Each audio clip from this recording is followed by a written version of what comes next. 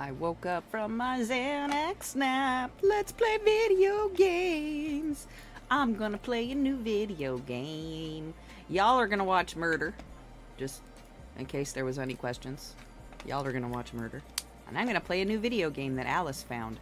Yay! Pause. Fuck off Christmas music. Murder!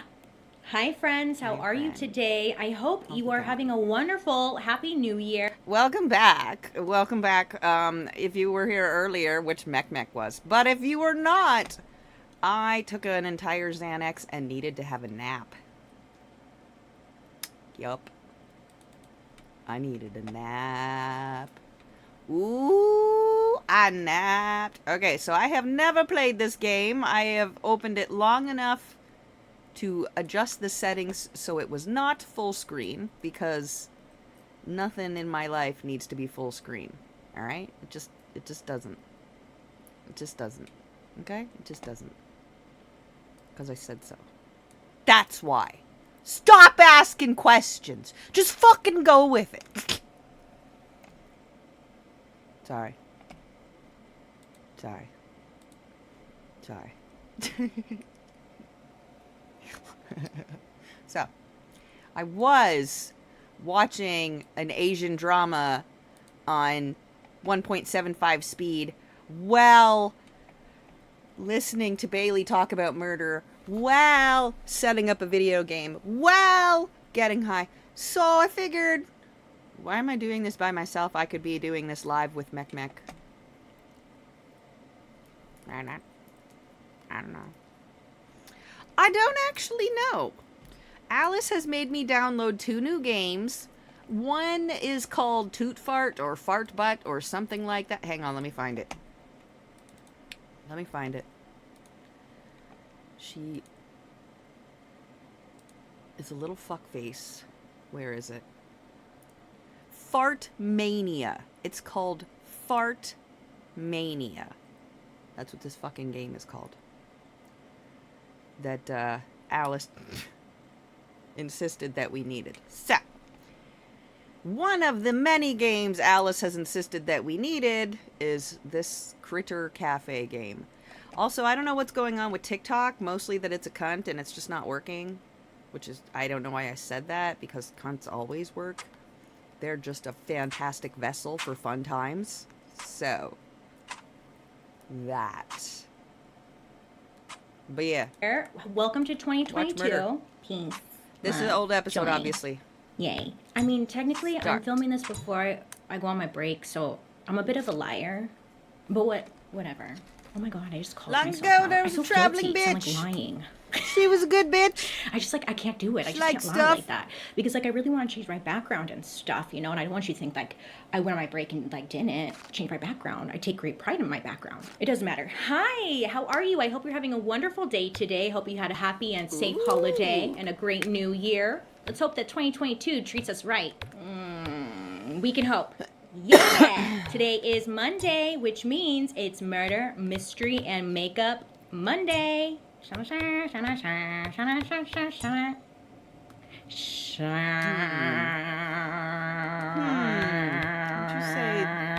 these are my eyes? Thank you. If you are new here, hi. I'm Bailey. And on Mondays, I sit down and I talk about a true crime story that's been heavy on my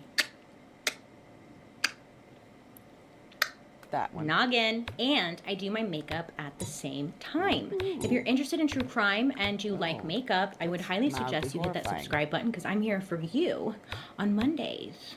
I like the little flower! I'll never find anything in my stuff. Little flower. The same place I buy my groceries. Make it easy with Stitch Fix. Just share your... Cool. So I'm excited to be here, as usual. Let me clip my hair out of the...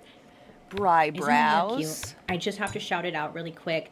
I spent forever doing this, and it just needs a moment of appreciation. What is that? I did it. Can you believe it? Ah! So today's story takes place in Colorado Springs All the lashes. in 1990. Oh yeah. Yep. Oh yeah. Oh yeah. That's where we're going, babe. Now I guess it's like a super charming, cute little town. Never been. Maybe I can go one day. I'm never prepared. So Colorado Springs today Girl has needs a a hawk. population Where's around her hawk, girl? 500,000 Come on people. now. But I Where's guess your back then, mohawk around queen? the 1980s, Do I have to go with this early one? 90s, the population was around Fuck. 250,000, right? I Is think that that's a my good only amount, right? option for Yeah. mohawks? But I guess it's considered a small town. Okay.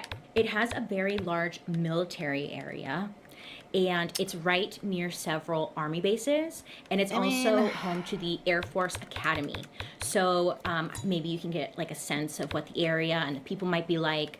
Army spouses. That's gonna have to be what it is. Church-going folk, locals who work Hey, in yo, flower Foxy, shops. what's up, baby? You know, that kind of thing. Our story begins We are on playing a a new September game. evening. I do not have a again, beard. in Colorado I Springs. suffer from where beard a woman by the name of erection. Diane Hood, she was coming out of a Wait. local community center. They held weekly support groups for people who had been diagnosed erectile with dysfunction? lupus, and Diane Beard would growth attend tile the support group. dysfunction? If you are Beard unfamiliar envy? with what lupus is, Beard according to thingies?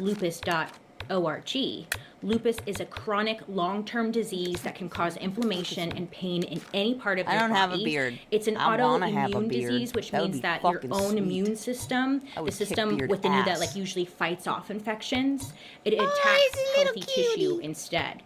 So your body's kind of like attacking itself. Diane was diagnosed with lupus in the 1980s, long after she had moved to Colorado with her husband. His name was Brian Hood. He and Diane, they had met at Angelo State University in Texas, where she was a cheerleader, and Brian, he was like a big college football So star. your only choices is to look Super like super cute, very lesbian Lifetime movie or of them, a granny or you a know, frumpy just like dump? a football player. I and don't cheerleader like together. any of these You know, fucking so they met, outfits. they They're dated, ass. and once they were out of college, they went on to get married in 1980.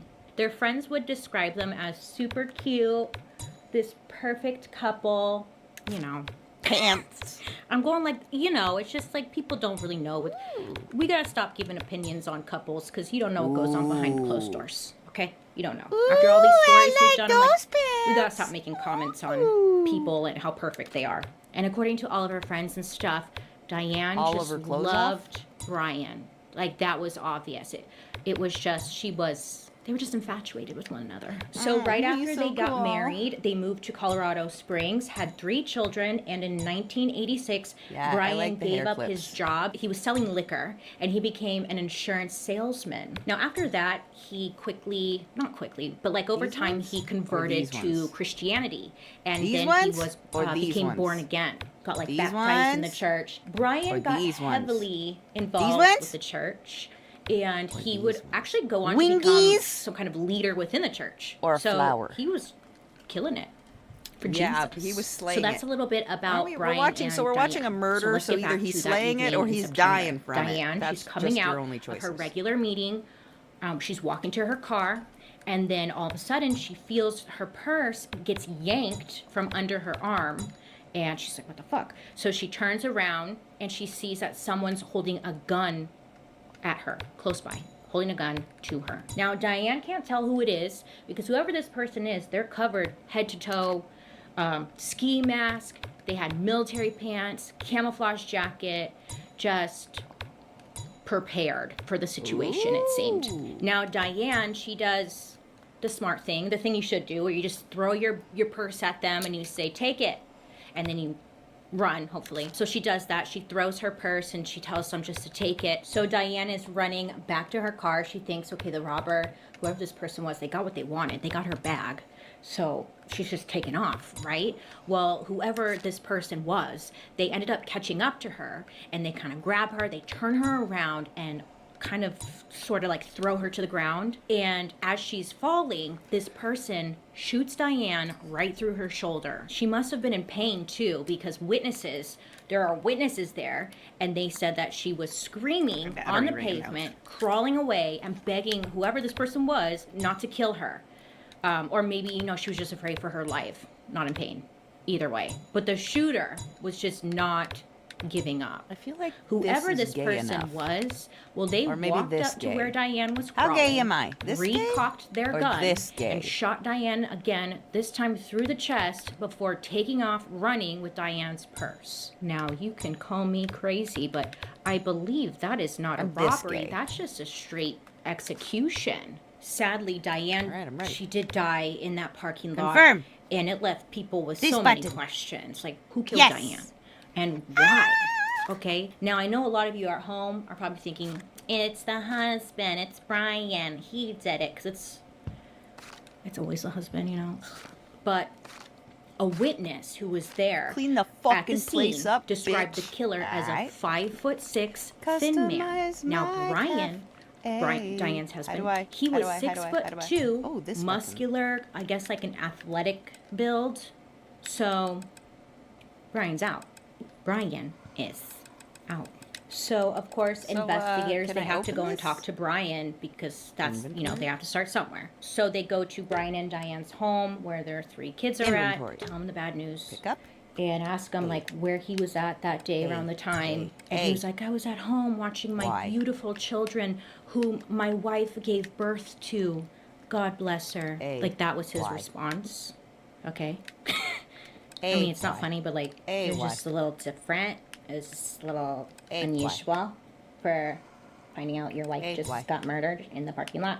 A. So Why? Brian's out. Police are thinking, okay, what are some other details? Well, witnesses said like the killer was wearing camouflage, military-looking Why? getup. Okay, noted. Well, police had their dogs come out and sniff around the area where Diane was killed at. Why? They found the whole outfit not far from where Diane was. Why? I'm talking about the whole outfit. Like someone had to strip down naked, I guess, because it was every article of clothing, plus like the gloves, the mask. I mean, it was just thrown. It was thrown away nearby.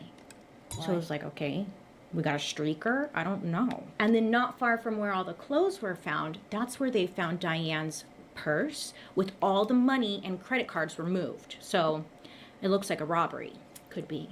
So investigators are a little puzzled, like why Diane and why would they rob her? Because when they look into Diane and her family's background, I mean, they're not necessarily like super wealthy. She was going to like this support group. It's like a high rollers club. And out of all the people, why Diane? Like it just doesn't make any damn sense. You know, what did they think she had? Now, what really sticks out about this supposed robbery was how the killer seemed like they wanted to make sure Diane was dead before running off. Yes. Because they had the Inventory. bag. They had her purse. So why did this person go back and shoot Diane a second time? Like, that just didn't make any sense. Sure does not. So police ran ballistics on the gun that killed Diane, and it brought up even some stranger results. Oh, yes, it did. The analysis confirmed that the weapon in the case was most likely a revolver from the 1870s. An antique called the Peacemaker. I know, what in the time travel is going on right now? Are we in Clue? Now, this is not exactly Black. the kind of thing you'd Purple find at and your black. local gun store or like go And into green. a Walmart and pick it up really quick. This is a collector's piece, this gun. Literally, though. Like, not everybody has it. But it does make sense to the overall story because there was a witness who called 911 when the attack was happening. I like the and green they walls, said that and I'm the gonna do killer, black curtains. the killer was standing over Diane, and this person cocked the gun, which on most modern handguns, you don't need to recock. Yeah, I guess they do it for you. But with the Peacemaker, that's not the case. You have to cock the weapon every time you want to fire it. Meaning whoever killed Diane did so with intent enough to stand over her, taking the time to cock the weapon again and finish the job. Like, it took some work. It wasn't just an easy, like, bang, bang, give me your bag. You get what I'm laying down. And then that made me think, like, maybe that's why they call it the Peacemaker. Because, like, by the time you reload, recock, or whatever, you probably had enough time to make peace with the person you're attempting to shoot. That's my theory. No, I could it's so Google you it, make but I peace like with my your assumption Jeebus. better. The Peacemaker. It's the I made it up, so Peacemaker. don't go. You have time to make color peace does not get with you in the your holiday Lord. spirit. What will? So let me set the scene. You're lounging on the couch, you're reading a book, or you're simply just spending time. It's true. So It just don't gives quote you me time somewhere on to that make one. peace Now, with your some Lord. might think this is a very That small is detail, but nay, of course Peacemaker. not. This is actually a very important detail. A revolver from the 1870s was used in this murder. You're not just going to find that, like, on anyone. this revolver. You're not just gonna go up to some random guy's house and find an 8-7 revolver. You know, like this is a big deal. Or a fucking so coffee police are table? like, yay. Now the downside is that they really had no hang on. leads, or like they didn't know where to go from here.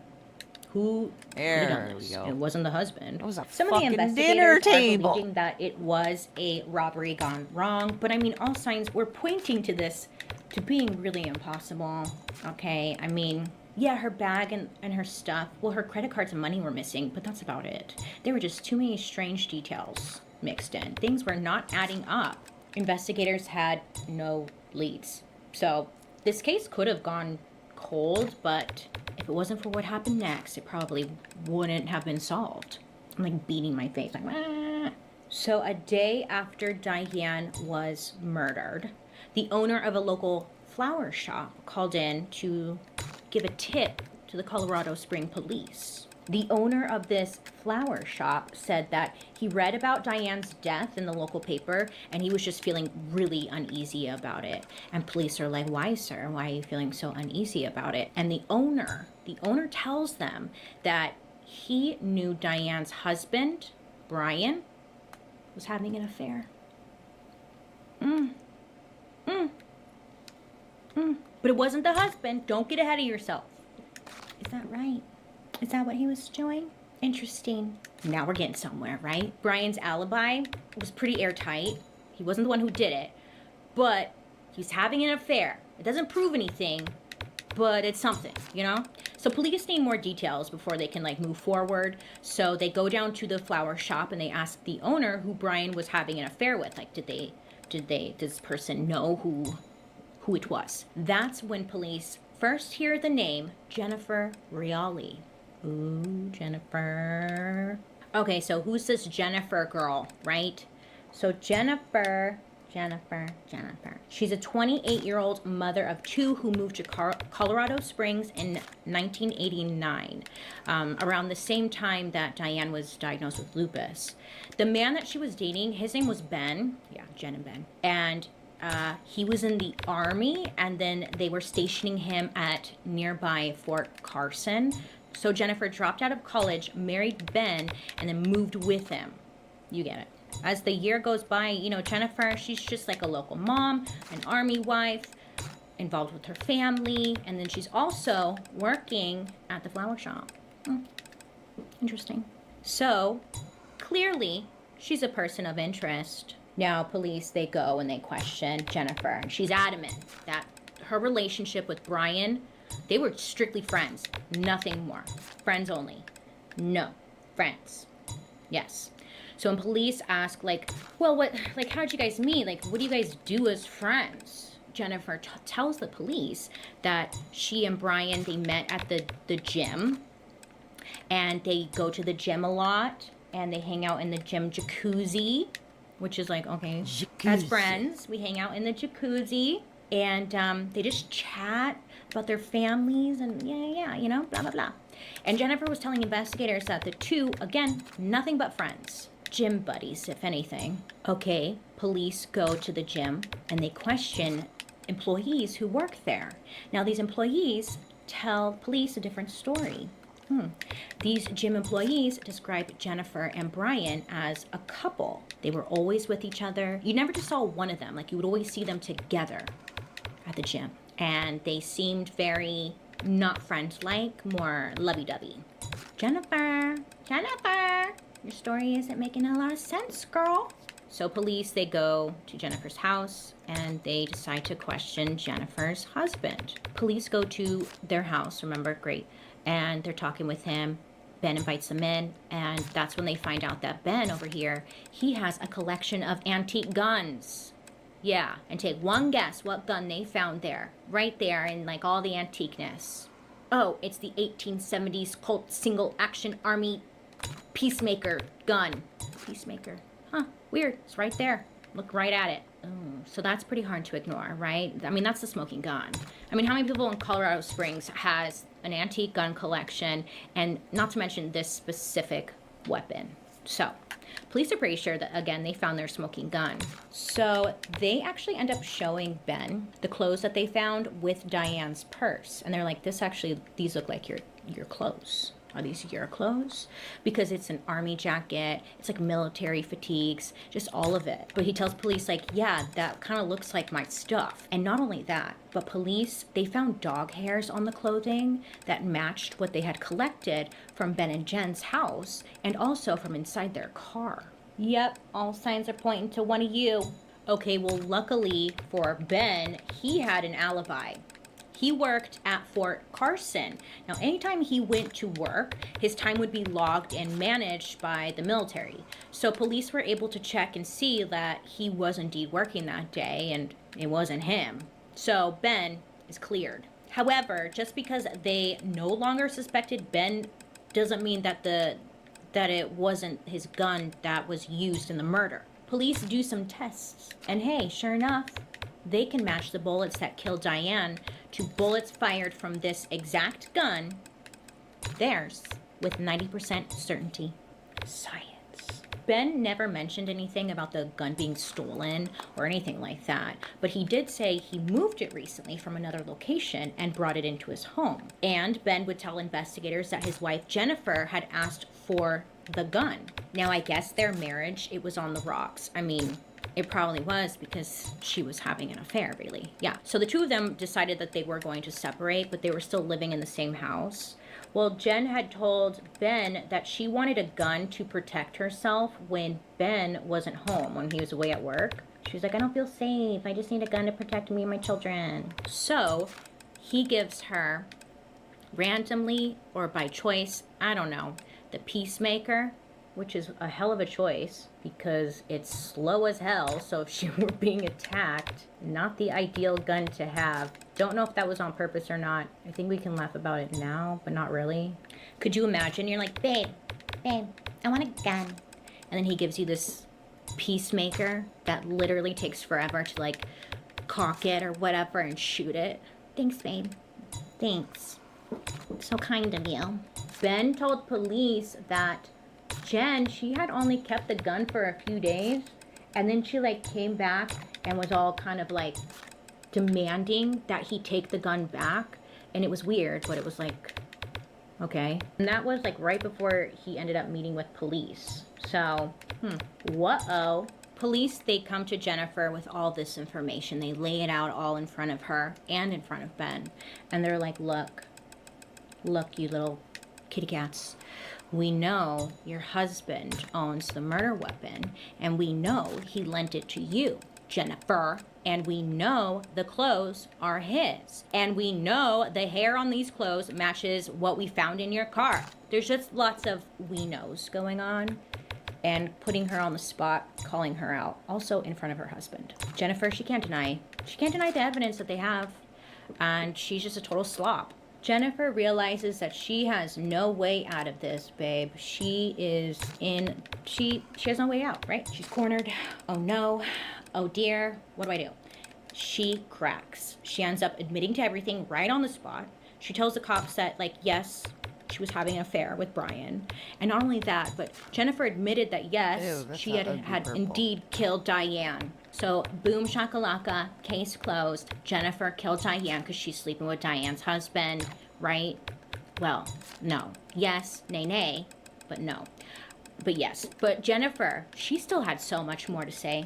She's like, let me tell you though, because that's not all. Let me tell you. If she's going down, everyone's going down with her. So Jennifer is spilling her guts out to the police. She's telling them everything, all in front of her husband, too. Her husband's like right next to her. Not only did Jennifer kill Diane, but she told police that it was Diane's husband, Brian, who put it up to her. Put her During up her to confession, Jennifer admitted that Not her put and it up Brian's to her. relationship Who put was her way up to more it. than just friends, right? We said that. They'd been meeting at the fitness club in the jacuzzi for weeks and weeks and weeks. And I guess one day Jen told Brian that her husband, Ben, was going out of town on military duty. She's like, you know, so I want to be home alone. And naturally, Brian saw this as like an opportunity to hang out with her. Just as friends, though. But that night, things were taken to the next level. The two would end up having sexual relations at her place. And this is where it all started. After that, the two of them were hooking up left and right. Well, as much as they could. So after the two of them hook up, Jennifer goes on to say that Brian tells her that they've become one in God's eyes. Like, that's literally what he said after they hooked up, which would be a little weird to say after you just got done slapping meats Back together. up. But okay, Brian. Get your own sandwich. Well, Brian tells Holy Jennifer fuck. that their union isn't considered a sin under God because it is his will that they are together. Oh, so it's like not a bitch. sin because they're supposed to be together. He's able to convince Jennifer that it would be a much greater sin for him to divorce his wife while she was ill with lupus than have an affair with Jennifer. Like, that was the most appropriate way for them to be together. What a fucking winner. In other words, Brian was bringing God into their relationship or into the conversation to justify the affair. And remember, he's a church leader, so maybe it was easy to believe. I'm not sure. But poor God. He's like, why are you guys always bringing me into this bullshit? Leave me out of this. I got miracles to do. That's my impression of God. Just kidding. Yeah, so great. Brian and Jennifer, they would keep hooking up for like months and months and months. They'd often meet or try to meet in secret locations or go to places where they thought nobody would recognize them. Because it was such a small town, I mean, they tried to go just anywhere they could find where no one would see them. But it kind of seemed like that wasn't a main priority for them. And they didn't really try that hard because, for example, there was one time, or not even one time, there was numerous times when the meetup spot would be at Jennifer's work, the flower shop.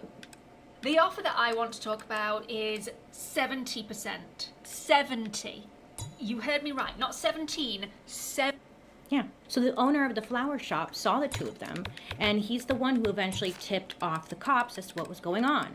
So that little sneaking around thing didn't really work for them, which is good, right? Because then they got caught, but they're just so stupid. How can you be so dumb? Okay, so during the affair, as Brian and Jennifer are getting more involved with each other and start sharing more of themselves, Brian talks a lot more about his wife. He started telling Jennifer that now that they were, quote unquote, one, it was God's plan for them to be together, and the timing, it couldn't be any better. Brian would eventually tell Jennifer that it was God's plan that she kill Diane so the two of them could be together. And she's like, oh my God, I can't kill Diane. Whatever, I can't do that. But Brian ends up convincing her that this sin would be forgiven because it would be necessary for them to become one. Therefore, God will forgive you for murdering somebody. And he's like a higher up, so I think she believed him. I'm not sure what her thought process was. When Jennifer was revealing all of this during her trial, she said that he felt in his mind that to murder her was less of a sin than to divorce her. And she also went on to say that morning of the murder, Brian, he had called her and he told her, hey, Diane, she's going to be at that weekly meeting she always goes to later that day. Just letting you know. Apparently, the two of them had been planning this like robbery act for quite some time with the goal of it looking like a random attack. And allegedly, Brian told Jennifer, if you love me, you can do this and we can have a life together. I freaking roll. What a... Yuck. No dude is that great that you need to murder someone for them. Yeah, no. Let me think. No. Well, after he tells her that, like, if you'll do this if you love me, you know, and then he tells Diane, make sure to shoot her twice, just to make sure. What a dick. I'd be like, why don't you do it yourself then, you little bitch? So then, the trial. Jennifer, she was arrested just 2 days after killing Diane Hood on September 14th, 1990. She was charged with murder in the first degree, and because of her thorough confession and her testimony, police also arrested Brian, as they should. After Jennifer told the police her whole story, that's when they started looking a little bit more into Brian. Turns out he had been having conversations with his friends about possibly killing his wife, like for a while now, and none of them said anything. Okay. Like, he was not quiet about it. This dude is just yip-yapping. And not only that, this sloppy ass also took out $100,000 life insurance policy on her before the killing. Give me a fucking break. So it's not looking great for those two, is it? Brian's lawyer, not thrilled. He's not excited. He's like, hold on a minute, you guys. Everybody, calm down. Brian is not to be blamed here. He said it was Jennifer. Jennifer's the one who murdered Diane, not Brian. Brian was at home. And Brian's attorney also said that during the phone conversation they had that morning between Brian and Jennifer, because he did call her. But during that phone conversation, Brian actually broke up with Jennifer, and she acted on her own to get revenge. That was his defense. So it kind of sounds like, oh, big eye roll, right? But Diane's brother, David, he took the stand to defend Brian. Yeah, he took the stand and said, like, I don't believe Brian is guilty. I believe this woman, she took my sister and now she's trying to take Brian away from us, like the family. She's ruined all of us. I mean, like, to have the brother of the victim come to Brian's defense was a pretty big deal. If Brian was involved, the family really didn't think so. Which is like, I don't know if it's just me, but it's kind of hard to believe, right? Like, why didn't they want to, I don't know. Jennifer's mother-in-law, well, it was her former mother-in-law, because Ben divorced Jennifer by the time this took place. But anyway, she testified that Jennifer, her mother-in-law, said that she could fake her way through anything, and that Jennifer was not the type of person who could be manipulated. In other words, there's no way that Brian manipulated her to kill Diane. So after 6 weeks of deliberation, the jurors acquitted Brian of first-degree murder. Instead, they charged him with murder in the second degree, conspiracy to commit murder, and criminal solicitation. He was sentenced to 37 years in prison, which, I mean, okay. I don't know. I think he was more involved than that. Hello? I think the life insurance policy says it all, but what do we know? Jennifer, she was also found guilty, and she was given a life sentence in prison. Now, some were very disappointed with this conviction. Yeah, because many believe that Brian did indeed manipulate Jennifer, and they believe that he should have gotten a bigger sentence, but I don't know what happened. Now, Jennifer, you could tell the weight of like everything she had done was taking a toll on her. I don't think, because during her trial it was said that she was pretty calm and didn't show any emotion, and then by the end of the trial it was like I think she realized that like this was real, that she's probably going to prison for a very long time. And she was supposed to go to prison for the rest of her life, but in 2011, after 19 years, the governor of Colorado commuted her sentence as a thanks for her cooperation in Brian's trial and investigation. So this meant that she was going to be up for parole later that year. And it was like almost two decades earlier than expected, which is wild. Exit. Like, oh, okay, you could just murder someone and just be like, okay, just kidding, you're out. However, while she was in prison, Jennifer, was diagnosed with pancreatic cancer. And in 2014, she started receiving treatment for it, which was chemotherapy. And by the time she was up for parole, her hair was like all gray. She was very frail. She wasn't doing too well. And then in December of 2017, Jennifer was released on parole. Wild. I was going to say this is karma. I don't know if this is karma. I don't know. Because only 3 months later, on March 24th, Jennifer died of pancreatic cancer.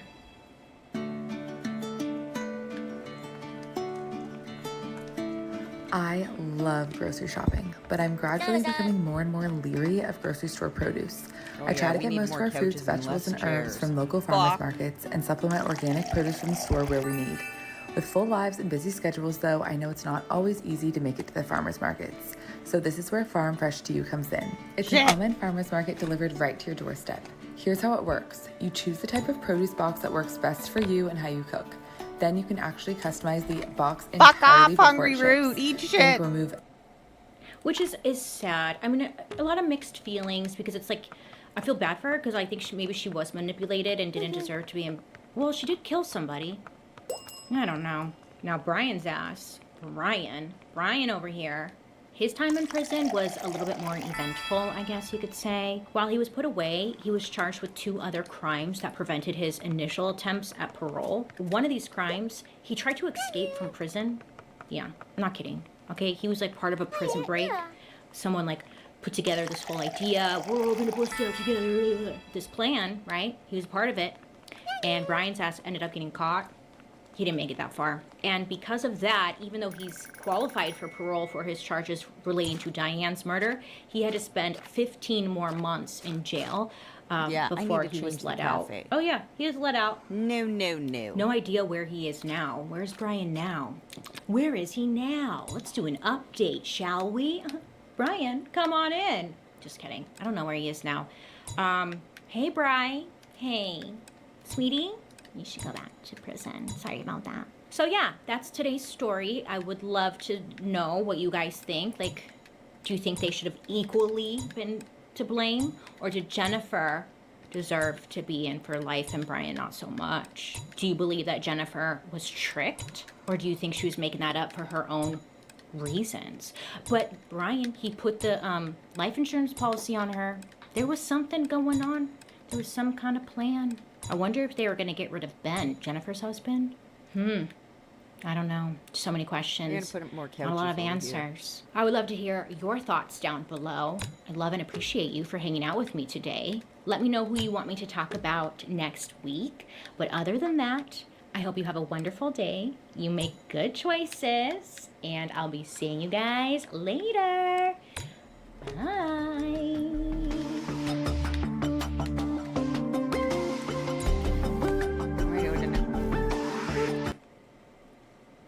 Are you today? My name is Bailey Sarian, and today is Monday, which means it's Murder, Mystery, Makeup Monday. So I'm in my robe, I'm nice and comfy, because why not? And today's story has been highly requested, and the main reason why I didn't want to do today's story, because like, I don't like the guy's face. He looks like a melting meatball or something. Like, I just don't like it. So I've been avoiding the story, but I finally like jumped into it, and you guys are crazy because you've been recommending this one and it's sick. You sickos. No, I'm just kidding. Before we jump into today's story, we do have a sponsor, so I'll be right back. Hey, just popping in here really quick to mention today's sponsor. I want to give a big old thank you to HelloFresh for partnering with me on today's video. I love HelloFresh. If you don't know, I freaking love HelloFresh because they make cooking delicious, so easy, convenient. Oh, and they have tons of like healthy meals. HelloFresh is the best. No matter what your food and dietary goals are, like maybe eating at restaurants less, or maybe making healthier meals, HelloFresh can definitely help you reach your goals. With 50 weekly menu and market items to choose from, you can stay on track with simple recipes and fresh, pre-portioned ingredients that help you cut back on the trips to the grocery store, which is great because no one wants to do that unless you have to, you know? HelloFresh makes eating well really easy because they have a ton of different plans, like family friendly, fit and wholesome, pescatarian, and veggie. Plus, every recipe includes fresh produce sourced directly from farmers. You know, I've mentioned this before. My favorite HelloFresh meal is definitely the beef bulgogi bowl. Have you had that? Oh. Praise the Lord for the beef bulgogi bowl. It's so good. HelloFresh offers a wide variety of quick and easy recipes, including 20-minute meals, easy cleanup, and low prep options. It just really makes cooking at home so much more fun, and I don't know about you, but it gets me excited to cook, and that's something I thought I'd never say. Wow. Now, if you want to try out America's #1 meal kit, go to HelloFresh.com and use code BaileySarian16 for up to 16 free meals and 3 surprise gifts. Wow, they're just handing it out. That's HelloFresh.com and use code BaileySarian16 for up to 16 free meals and 3 surprise guesses. 3 surprise gifts, not guesses. Thank you, HelloFresh, for partnering with me on today's video and throughout the years. I love you guys.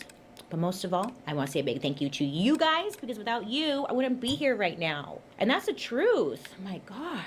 Want to actually stick to your health goals this new year? Making this one change will help keep you on track all year long. I've never been good at keeping my New Year's resolutions, but Hungry Roo has made healthy eating so easy. Okay, so now let's get into today's story. And we're back. If you're ever curious to know what I'm using, I will list it down in the description box for you down below. But other than that, I don't know what I'm doing, so here I go. Today's story takes place in Portland, Oregon in the 1960s. There, Jerome Henry Brudos, I think it's Brudos, he was born in Webster, South Dakota on January 1st, 1939.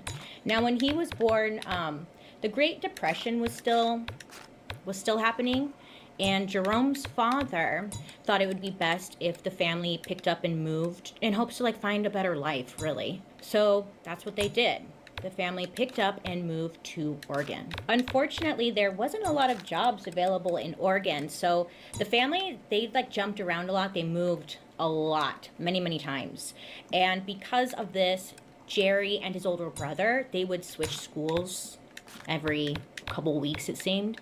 And to them, it seemed like nothing was really secure. At one point, Jerry's father ended up finding work, and he was working 2 jobs, which meant that the kids were at home with their mother, Eileen. Now, Eileen was not the nicest lady. Oh, nay. It was said that she showed a lot of resentment and anger towards Jerry, but towards Jerry's older brother, Eileen was very affectionate and gave him lots of praise. She loved the older brother. He could do no wrong in her eyes. You see, Eileen, she really wanted a baby girl, and she made that very clear to anyone and everyone she met. She was like, yeah, I wanted a baby girl, but I got this. So it seemed like she took her frustrations out on him. Jerry's mother was verbally abusive towards him, and physically, I think.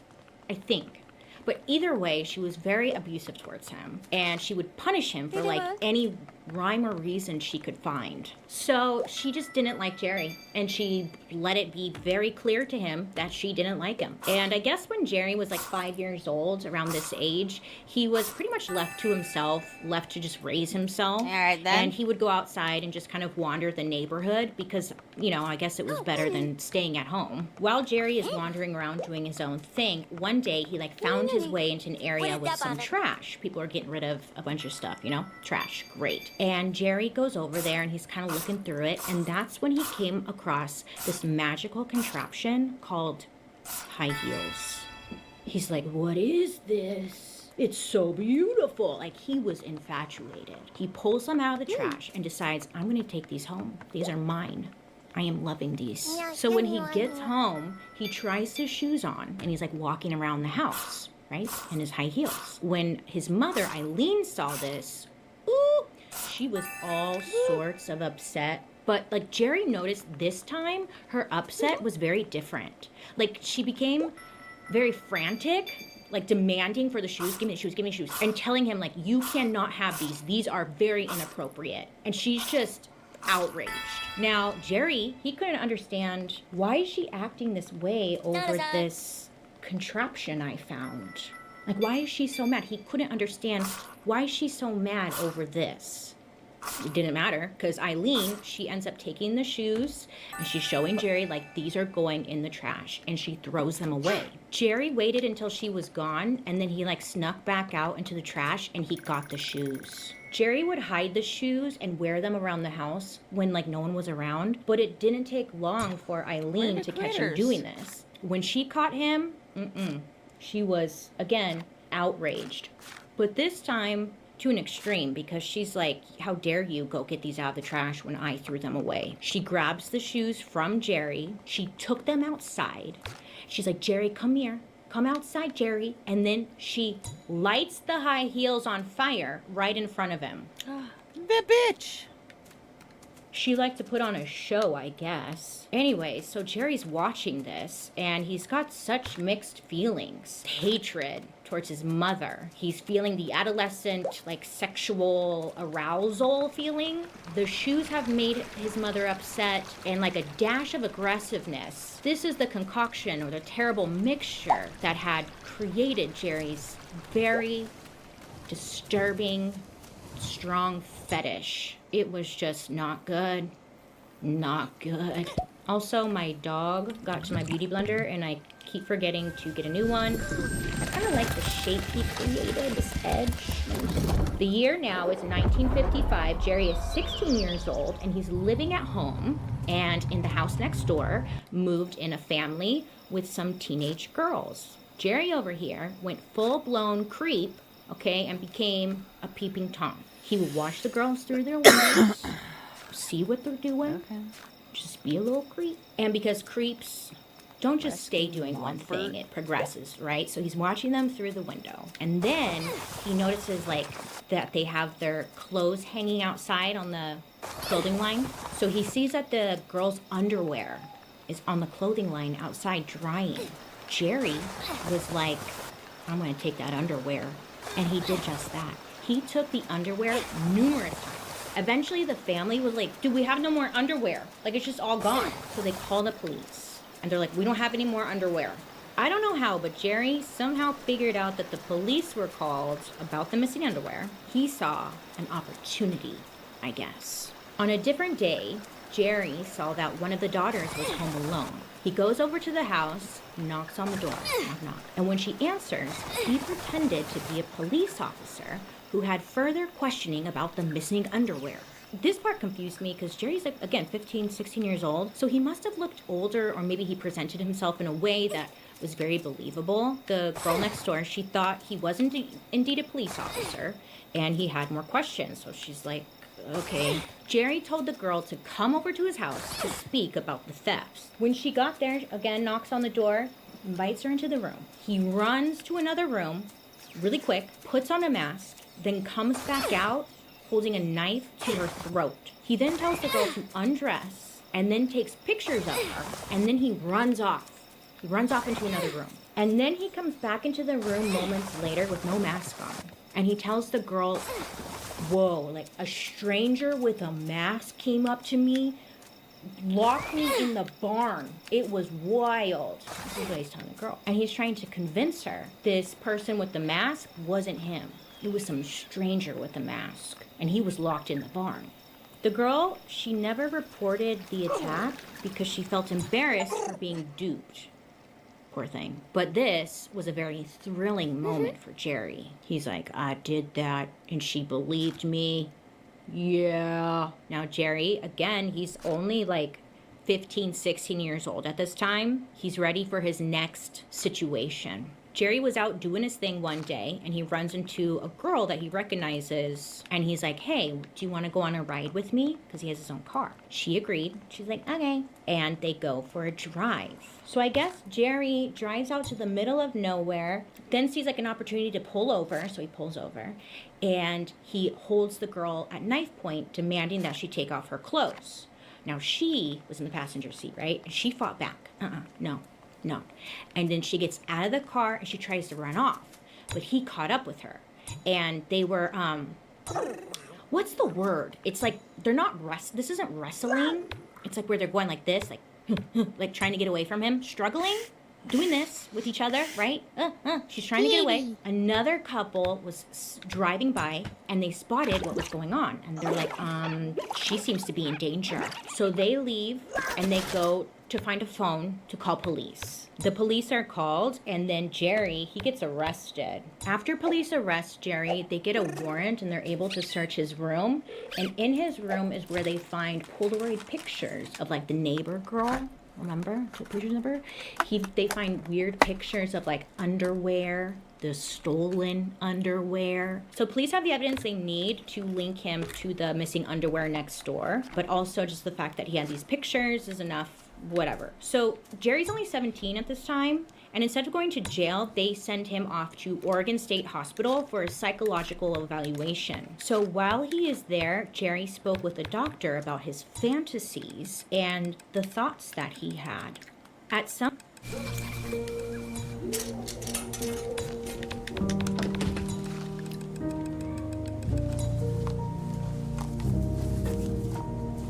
point, he shared with the doctor that he had a desire to have an underground room where he could stash captured girls. Like, okay, red flag, right? Now, this was concerning to doctors, but they believed, I'm laughing because it's whatever.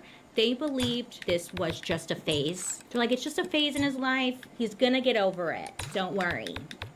So they truly believed that it was a phase and he would grow out of it. Because they considered this condition to be not that serious, the doctors allowed him to leave during the day, attend school, and then come back in the evenings. After receiving 9 months of treatment, Jerry was deemed safe for society and he was released. He moved back in with his family and he ended up finishing high school, and a couple of years go by and he's like, fuck, I don't know what to do. So Jerry decides to enlist in the army. Now this wouldn't last long for Jerry. Oh no, no. He would end up being discharged for having peculiar obsessions. He literally was there for like a couple months and they're like, you're too much, you're out. He ends up moving back in with his mother, who once again treated him very poorly. She was like, you can live in the back house. They had like a back garage area. She's like, you could live there. And as time went on, you know, he starts going back to his old habits. Jerry started breaking into houses, stealing women's underwear, also stealing their shoes. It progressed to him attempting to assault women. There was this one time in broad daylight, he was sitting in a parking lot, because he did this a lot. He would sit in a parking lot in his car, and he noticed like a very attractive woman. She was walking back from what seemed to be like her lunch break or something. So he's watching this chick. He notices that she's alone. He goes up behind her, grabs her, puts her in an area where no one could see them, chokes her until she passes out. While she was out, he takes off her shoes and then makes a run for it. The lady survived, but she never saw who did this to her. Like, he came up behind her. Terrifying. When he was 23 years old, Jerry met Ralphine, and she was like 17 at the time. They really liked each other. They hit it off. I don't know. And then they dated. So the two are very smitten with one another. And then Ralphine, she becomes pregnant. So the right thing to do at this time is to get married. So the two of them get married in spring of 1962. Time is going on, and Ralphine, she's starting to grow up, and she's starting to notice that Jerry is very controlling. He's very controlling, and he was super weird. You know, she's like paying attention more. He would make Ralphine dress up in women's clothing that he stole. And it would be underwear and shoes, and he would make her pose for pictures. Later on, Ralphine would say that she had no idea these items were stolen. She just thought Jerry had different interests. She started stepping up and saying no to his weird like underwear and shoes photo shoots he was making her do. Jerry would say that this left him feeling very unfulfilled in his fantasies because his wife wasn't playing along anymore. And because of this, he started going out and stalking women. It's her fault. We're always the problem, aren't we? One day, Jerry had seen this woman that he found very attractive walking to a bus stop. So he decides, I'm going to follow her. So he does. So when she hopped on the bus, he hopped on the bus. When she hopped off the bus, he hopped off the bus. Eventually, it led him all the way to her house. He watched her go into her apartment and like just waited outside and looked at the windows to see which light turned on. And he was like, okay, that's her house. And then he waited until he saw the lights go off.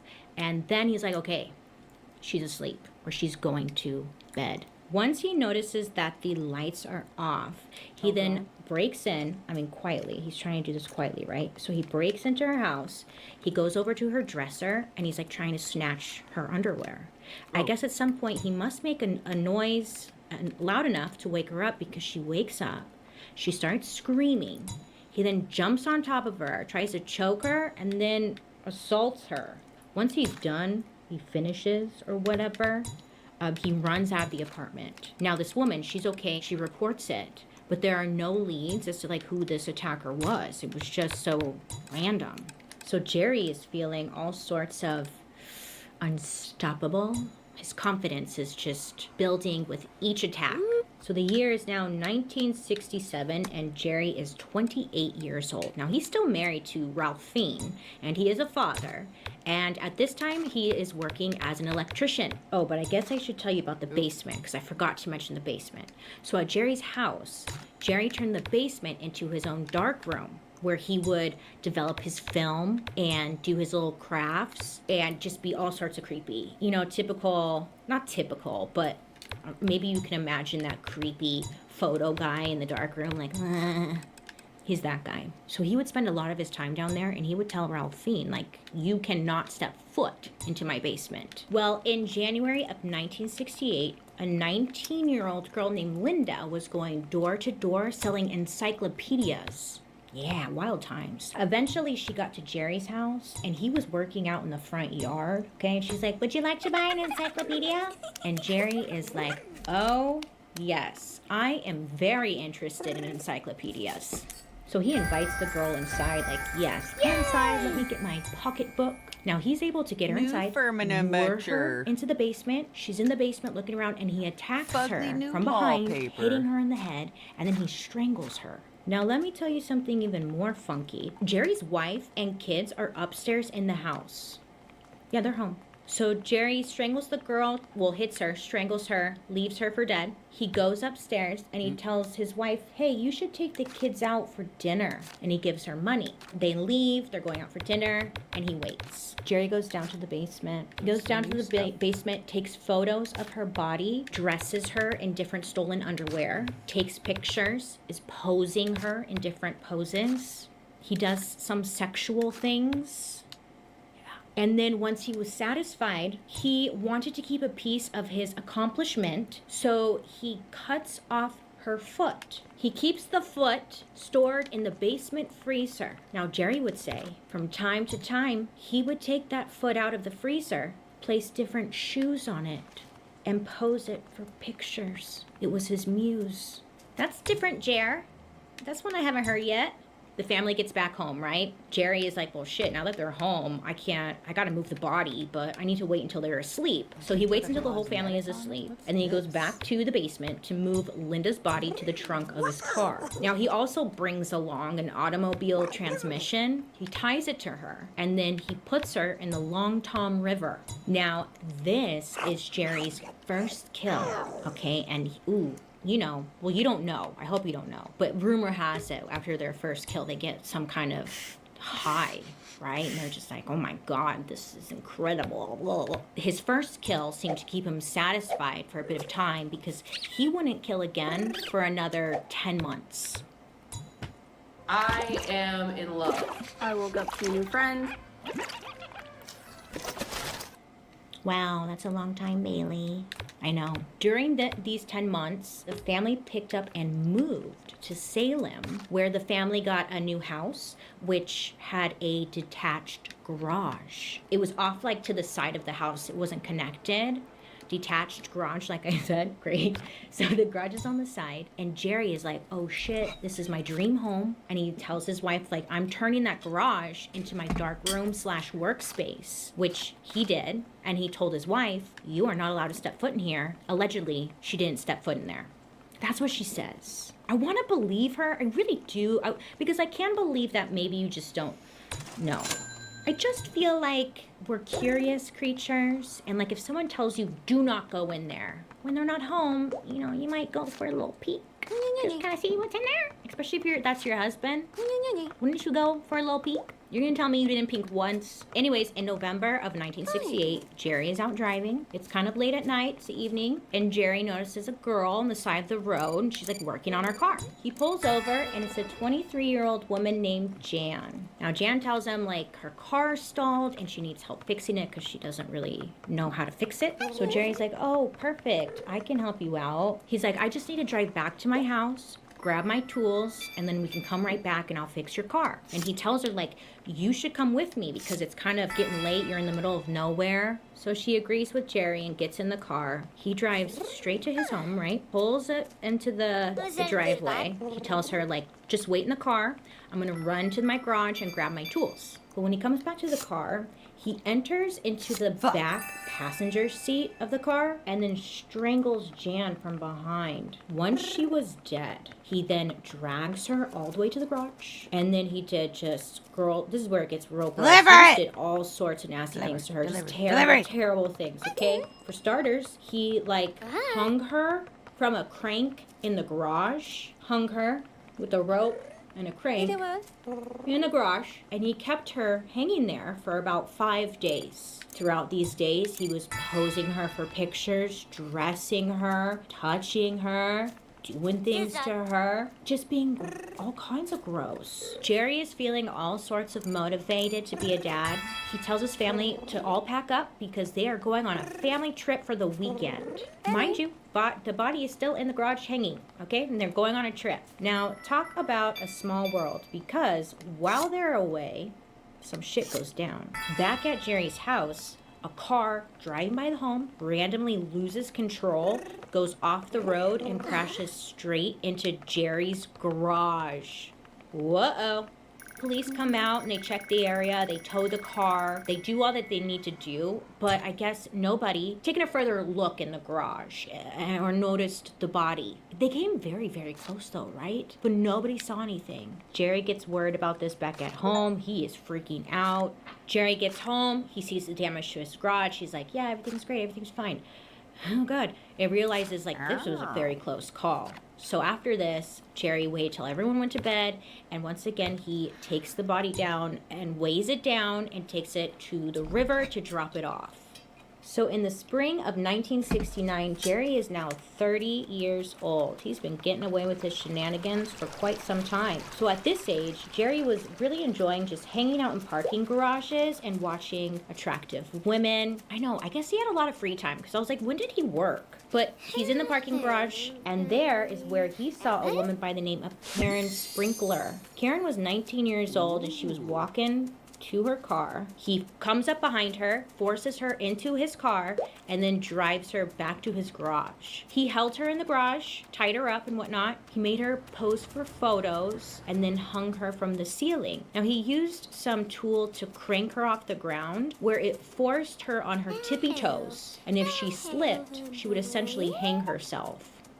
Yeah, some real sick shit. You know what I'm saying? Like, so she has to stay on her tippy toes or she's gonna die. So he leaves her in the garage, he goes back inside to his home, and he has dinner with the family. Yes, he has dinner with the family like everything's normal. And when he did go back, that's where he found Karen now dead. He also did some terrible things to her while hanging in the garage. Everything, the photos, everything, just everything, he did it. But Jerry wanted to remember this moment forever. So he did something just super goddamn unbelievable. This crafty little bitch. He made a plaster cast out of her bare chest. Now, once it was all dried, he spray painted it bronze and attempt to make a literal trophy for himself. That's real different. When Jer was satisfied, he tied her to an engine block and then also dropped her off in the river. Now, time goes on and Jerry tries to kidnap 2 other women, but he fails. I guess they fought back and they were able to get away. So Jerry's like, I need to change up my technique, my approach. So you know what he does? He goes out and he purchases a fake police badge. So yeah, this is gonna be good. So he has this badge now. He would hang around shop parking lots in Portland, and again, just kind of scoping out, waiting for somebody that he found to his liking. He noticed this one woman who was walking to her car with a bunch of bags. Like she just went on a shopping spree. So Jerry saw an opportunity. So he goes up to her and he says that he's a security guard and that there's been like a bunch of thefts going on and she needs to come with him to the station so she could be questioned. Well, she agrees. She's like, okay, I understand. I mean, he has a badge. I don't know, you know, like, oh, fuck, would I get in? I don't know, maybe. But yeah, she gets in the car, and Jerry drives straight to his garage. He held a knife to her. He brought her into the garage, where he tied her up, and then again, hung her from the ceiling. He took photos of her, he tortured her, he did all the awful things to her. And when he was done, or when he was satisfied, same thing, he took her down to the river and just dropped her in there. In May of 1969, there was a fisherman who was out, you guessed it, fishing in the Long Tom River. So this guy's fishing and he spots something floating in the river. It was a body. Police come out. It's the body of Linda. So police notice that there are strangulation marks on her neck, like this was intentional, and there could possibly be more. So police are keeping an eye out on the river, and 2 days later, they find another body. Second body that they found was Karen. Both bodies had died from an apparent strangulation. It was also noted that the rope found on the women were tied in a very unusual way, a way in which only an electrician would tie a rope, which I totally learned something new. I didn't know electricians had their own certain ties. That's a pretty big clue. So police start questioning hundreds. Okay, hold on. So investigators, they need to start questioning people, but they don't really know where to start. So investigators are like, okay, let's go down to this college and just start asking women, like, have you ever been on a date with a really creepy, weird guy? Or like, hey, have you noticed anyone around who maybe is a little off? Anything? So they're asking hundreds of girls. Eventually, one girl told them that she noticed this weird guy was hanging around the campus for an unusual amount of time. She said at one point he approached her and the conversation was going, right? And as it went on, he wouldn't stop talking about the dead bodies that were recently found in the river. Police are like, that's probably him. Great. They're like, if you run into him again, try and get his name or a phone number or something. She runs into him again, and she is able to get his full name. This creeper's name, Jerry Brudos. It's Jer being a little weirdo. Investigators are like, hell freaking yeah. So they go through his records, and they're able to find out that he worked as an electrician. But not only that, his ass had been arrested before for assaulting teenagers when he was a teenager. So investigators had his name and address, and they know it's him, but they don't have anything linking him to the crimes. So technically they can't do anything. So one investigator was getting a little antsy and feeling brave. He decided to go to Jerry's house. He knocks on the door, knock, knock, knock. Jerry answers, and they start talking. The detective is like trying to act like his friend and like, hey, you know, how's it going, blah, blah. But he's also kind of looking over Jerry's shoulder to see like, what's going on back there? Well, Jerry notices that this detective is looking over his shoulder, and he notices that he's looking at a rope that's hanging. And Jerry made a comment like, oh, you like that rope, huh? Do you want me to cut you a piece of it? The detective's like, yeah. Jerry proceeds to cut a piece of the rope off, and he gives it to the detective. Yes, Jerry, what are you doing?